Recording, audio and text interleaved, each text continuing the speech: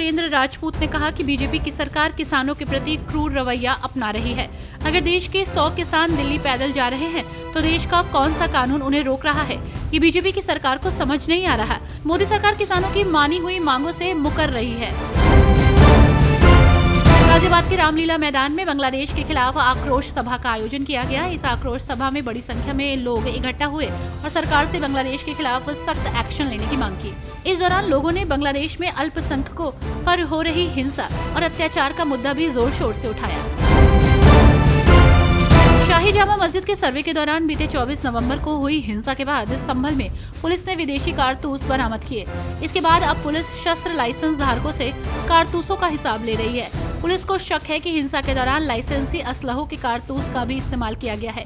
हालांकि पुलिस विदेशी कारतूस मिलने के बाद सभी एंगल पर काम कर रही है। पुलिस को आशंका है कि हिंसा के दौरान लाइसेंसी असलहों के कारतूस का इस्तेमाल किया गया है।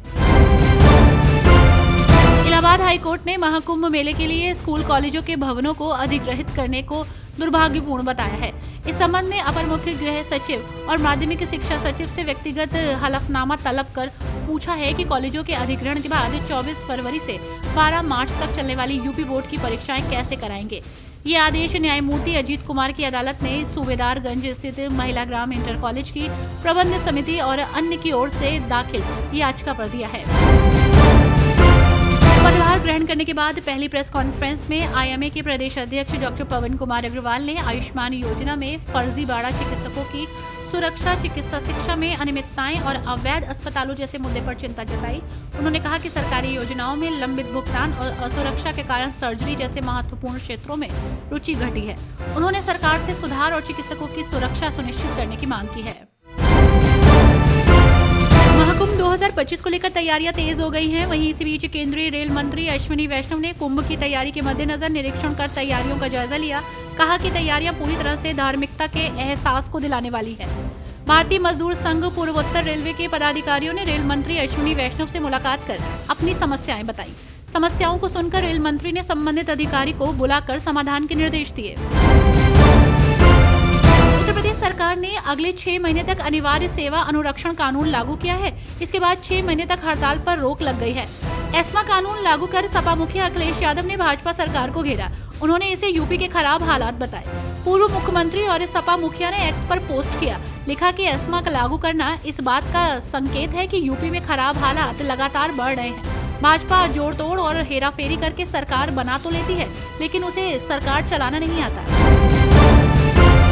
बांग्लादेश में हिंदुओं पर हो रहे अत्याचार के खिलाफ हिंदू धर्म रक्षा समिति ने मुरादाबाद में विशाल धरना प्रदर्शन किया। करणपुरी जी महाराज ने चेतावनी दी कि अगर हिंदुओं पर अत्याचार नहीं रुका तो उन्हें उन्हीं की भाषा में जवाब दिया जाएगा। उन्होंने कहा कि सनातन पर जो उंगली उठाएगा उसका हाथ काट देंगे।